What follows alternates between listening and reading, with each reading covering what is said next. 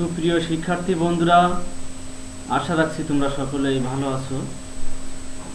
পরম করুণাময়ের কৃপায় আমি ভালো আছি।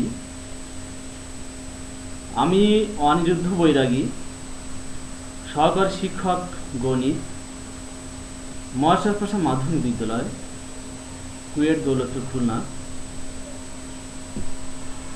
শ্রেণী নবম,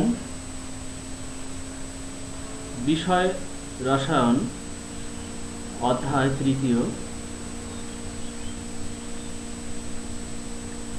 শিক্ষার্থী বন্ধুরা, তোমরা লক্ষ্য করো,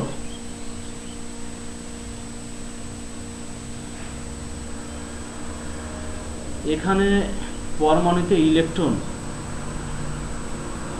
নিউক্লিয়াসকে কেন্দ্র করে সর্বদা ঘুরতে থাকে। যে এখানে ইলেকট্রনটি সর্বদা ঘুরছে নিউক্লিয়াসকে কেন্দ্র করে।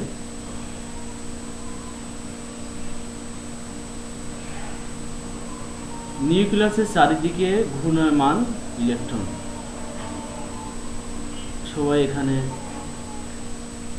লক্ষ্য করো, মনোযোগ সহকারে সবাই লক্ষ্য করো যে এখানে নিউক্লিয়াসকে কেন্দ্র করে ইলেকট্রন সর্বদা ঘুরছে। তাহলে আজকের পাঠ বোরের পরমাণু মডেল। আমরা আজকে শিখব বোরের পরমাণু মডেল, এটা নিয়ে আলোচনা করব।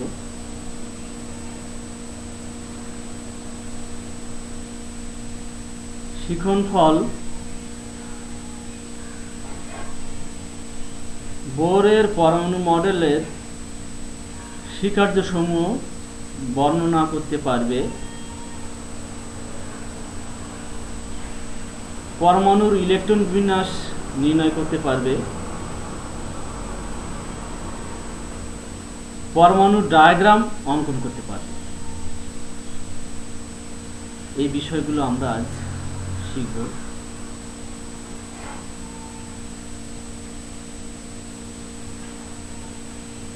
শিক্ষার্থী বন্ধুরা, তোমরা লক্ষ্য করো, এই ইলেকট্রন অনুমোদিত কক্ষপথে ইলেকট্রনের পরিবহন, অর্থাৎ নির্দিষ্ট কক্ষপথ থেকে ইলেকট্রন ঘুরছে।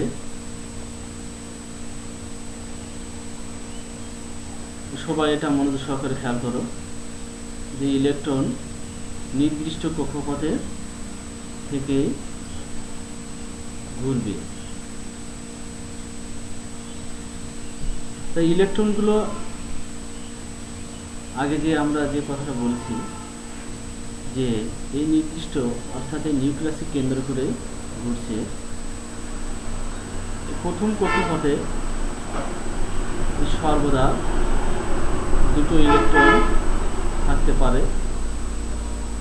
সেই দুটো ইলেকট্রন প্রথম কক্ষপথে থেকে ঘুরছে। তাই এখানে আমরা দেখতে পাচ্ছি যে দুটো ইলেকট্রনই ঘুরছে নিউক্লিয়াসকে কেন্দ্র করে। তাই শিক্ষার্থী বন্ধুরা, তোমরা লক্ষ্য করছো, আর দ্বিতীয় কক্ষপথে এখানে একটি ইলেকট্রন আমরা দেখতে পাচ্ছি।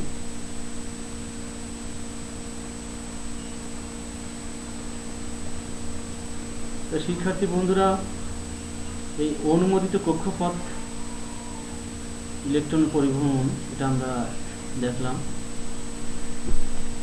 বা আমরা এটা শিখলাম যে কীভাবে ইলেকট্রন নির্দিষ্ট কক্ষপথ থেকে নিউক্লিয়াসকে কেন্দ্র করে ঘোরে।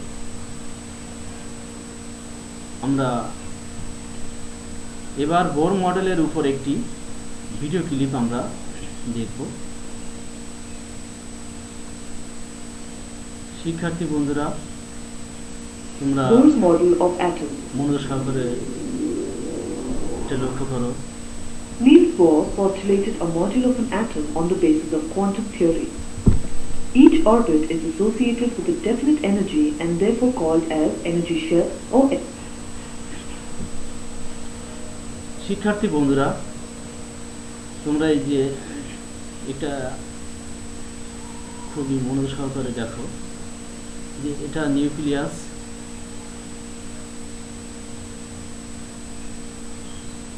এটা আমরা দেখতে পাচ্ছি যে প্রথম কক্ষপথ অর্থাৎ কে শেল, এখানে দ্বিতীয় কক্ষপথ অর্থাৎ এল শেল, তৃতীয় কক্ষপথ অর্থাৎ এম শেল, চতুর্থ কক্ষপথ অর্থাৎ এন শেল।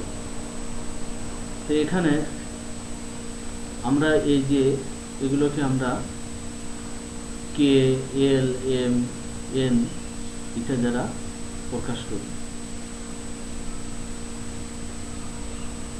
তা এটা হয়তো বা তোমাদের, যে আমরা একটু আগে বলেছি কিছুটা আলোচনা, যে প্রথম কক্ষপথ, দ্বিতীয় কক্ষপথ, তৃতীয় কক্ষপথ, চতুর্থ কক্ষপথ, পরপর আমরা কে, এল, এম, এন ইত্যাদি দ্বারা প্রকাশ করেছি। প্রথম প্রধান শক্তি স্তর কে, দ্বিতীয় প্রধান শক্তি স্তর এল, তৃতীয় প্রধান শক্তি স্তর এম এবং চতুর্থ প্রধান শক্তি স্তর এন দ্বারা প্রকাশ করা হয়।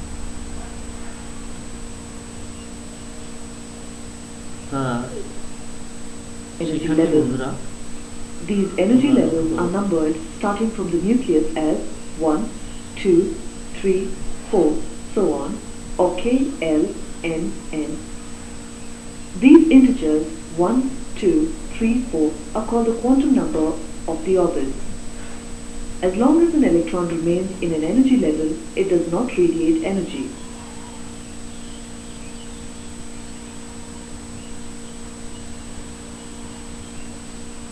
শিক্ষার্থী বন্ধুরা, তোমরা এখানে লক্ষ্য করেছো যে ইলেকট্রন নিম্ন শক্তি স্তর থেকে উচ্চ শক্তি স্তরে চলে গেছে। তাহলে আমাদের এখানে আমরা এখান থেকে শিখলাম ইলেকট্রন যখন নিম্ন শক্তি স্তর থেকে উচ্চ শক্তি স্তরে যায় তখন শক্তি শোষিত হয়। তোমরা স্পষ্ট করে খেয়াল করো যে ইলেকট্রন এখান থেকে নিম্ন শক্তি স্তর থেকে উচ্চ শক্তি স্তরে চলে গেছে। তো যখন নিম্ন শক্তি স্তর থেকে উচ্চ শক্তি স্তরে যায় তখন শক্তি শোষিত হয়। তোমরা এই বিষয়টা একটু লক্ষ্য করো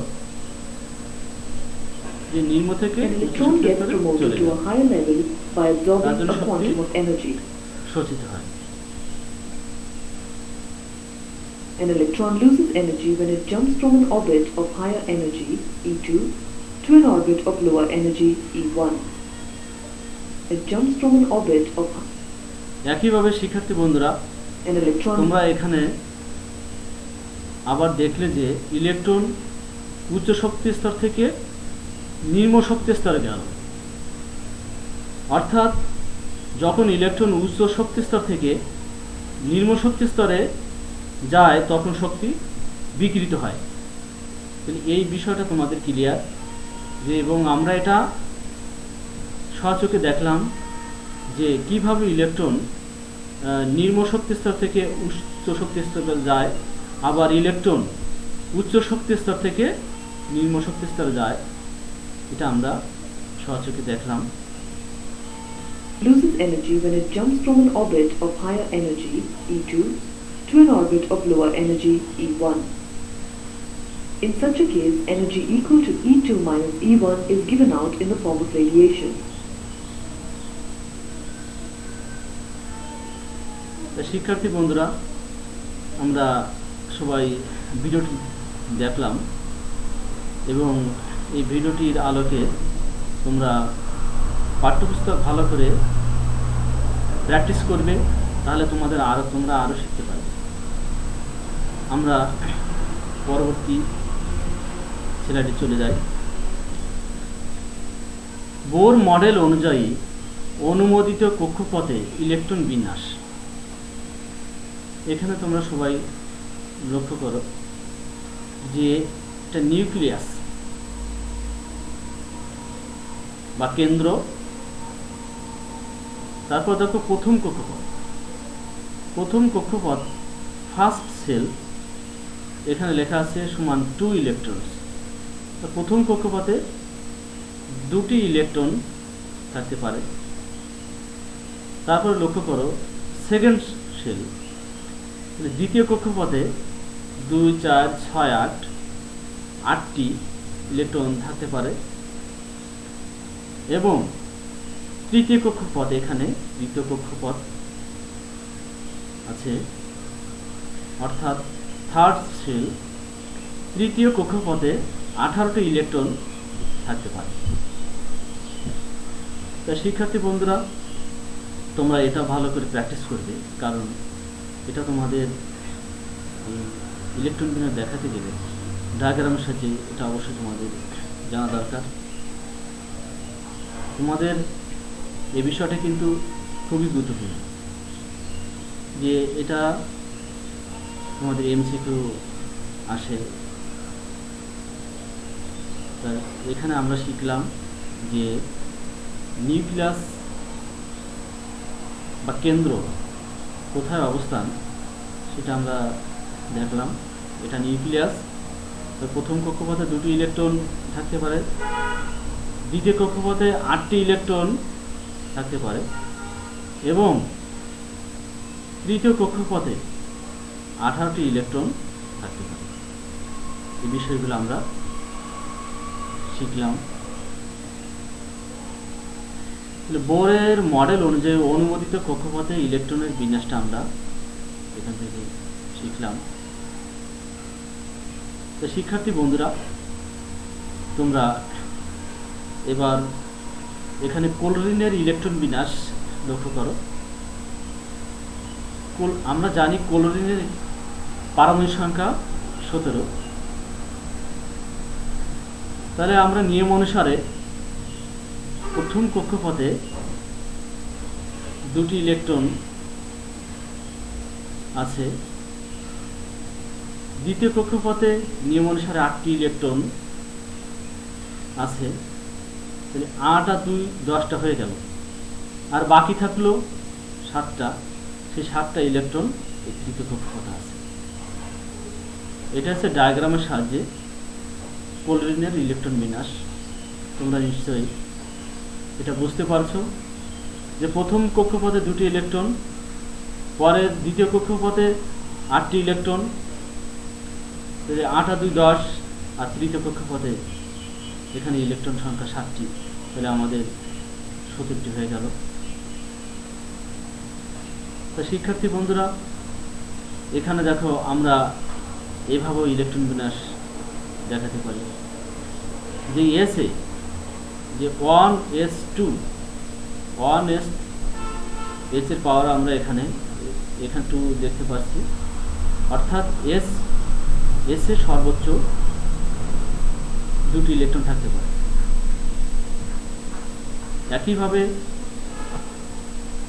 2s2p তোমরা এখানে দেখতে পাচ্ছ যে 2s2p, অর্থাৎ এখানে এস এ 2টি ইলেকট্রন আছে আর পিতে 6টি ইলেকট্রন আছে।